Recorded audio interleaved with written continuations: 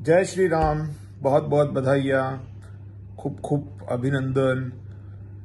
कारण का आता युद्ध सुरू झालं. आता आपण पाकिस्तानची ठोकणार. कारण की आता मी जे पहलगामला निघालो होतो, विमान तर कॅन्सल झालंच होतं, पण म्हटलं गाडीने जाऊया. तर तिथे पुढे गेल्याच्या नंतर सोनीपतच्या पुढे सांगितलं गेलं की अमृतसर आणि त्या लुधियानावरती मिसाईल टाकले पाकिस्तानच्या लोकांनी आणि यांनी ते हवेतच वापस करून टाकले, डिफ्यूज करून टाकले. म्हणून आता पुढचे सगळे रस्ते बंद करण्यात आले. म्हणून आम्ही माघारी फिरलो. पहलगामला आम्ही नाही जाऊ शकलो.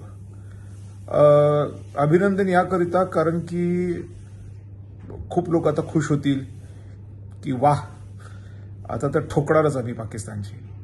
मुळात मी प्रतिकार केला होता कारण की माझं म्हणणं होतं की ही मंडळी आली कशी काय. बर ती आली, त्यांनी ते धर्म विचारला, ते सगळं केलं, ठोकून चालले गेले.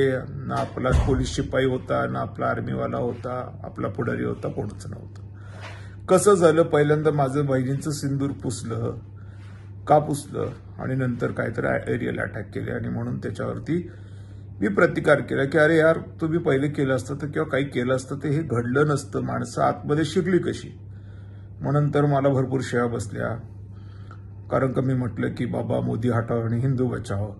कारण का माझं म्हणणं होतं की हिंदुत्ववादी सरकार म्हणून मोदी साहेबांनी निवडून दिलं, पण त्याच्यात हिंदूच धर्म आहेस का म्हणून विचारून मग हिंदूंना ठोकलं.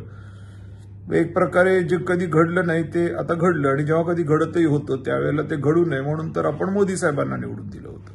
भूमिका ही होती. घाल सगळ्यांनी शिव्या घातल्या, एवढा मोठा एरियल अटॅक केला, ऑपरेशन सिंदूर झालेलं आहे, आणि हर्षवर्धन काही येड्यागत करतोय. त्यामुळे मी वेड आहे. शाणं कोण आहे? ते सगळे लोक, जे लोक खूप भारी झालं म्हणून कौतुक करतायत. म्हणून मी आता अभिनंदन करतोय. बहुत बहुत बधाइयां कि अब युद्ध शुरू हो गया है.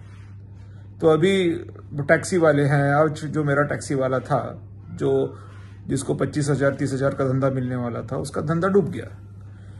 जिनके भी घरों में पैसा है, ज्यांच्या पण घरात धन दौलत आहे, धान्य साठा आहे, त्यांचं जमलं.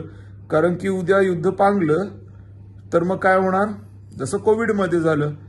आणि मग काय होणार की जे हातावरचे लोक आहेत, ज्यांनी बँकेकडनं लोन घेतलेले, जसं आता या टॅक्सीवाल्यांनी लोन घेतलं ती टॅक्सी चालवण्यासाठी, पण आता तिकडे युद्ध सुरू झालं तर त्याला 20-25 हजाराचा फटका पडला.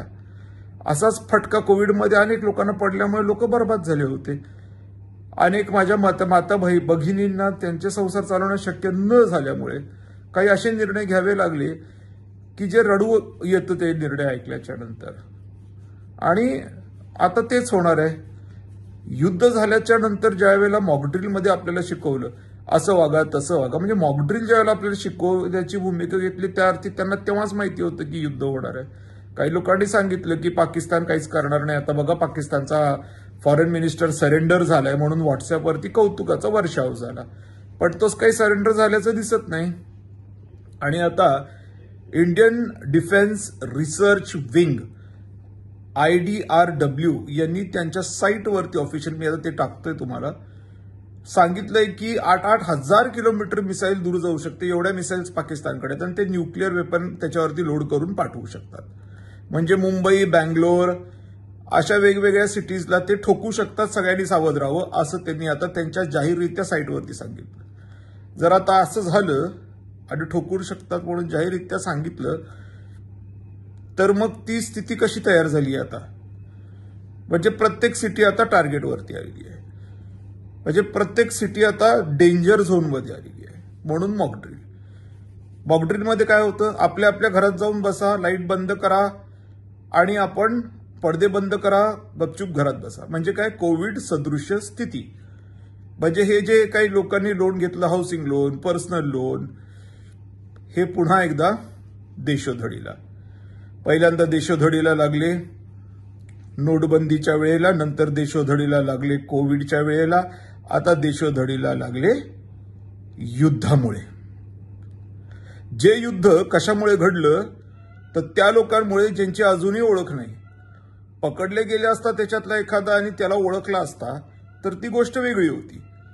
पण आले, ठोकलं, चालले गेले, माहीत पण नाही कोण होते. नंतर कळालं की ते या गावचे होते.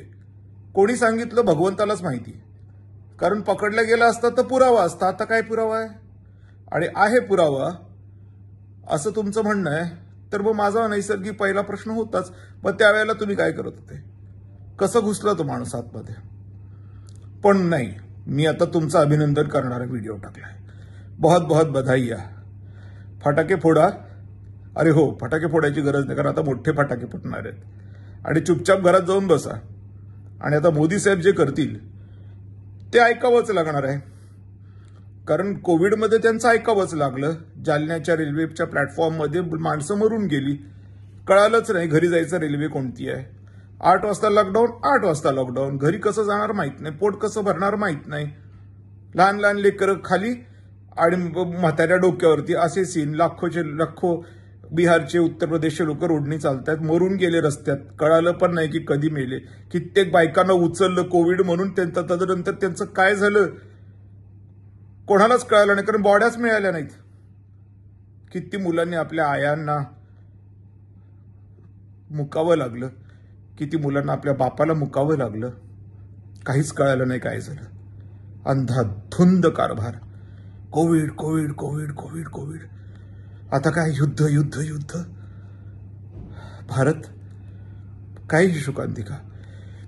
पण नाही, खूप खूप अभिनंदन. आगे बढो. ठोका, मारा, चोपा. पाकिस्तानला धडा शिकवलाच पाहिजे. भले ते लोक पाकिस्तानचे होते किंवा नव्हते याचा कुठलाही पुरावा नाहीये. पण नाही, एकदाच होऊनच जाऊ द्या. होऊन जाऊ द्या. सगळ्यांचं खूप खूप अभिनंदन. आणि खास करून त्या लोकांचं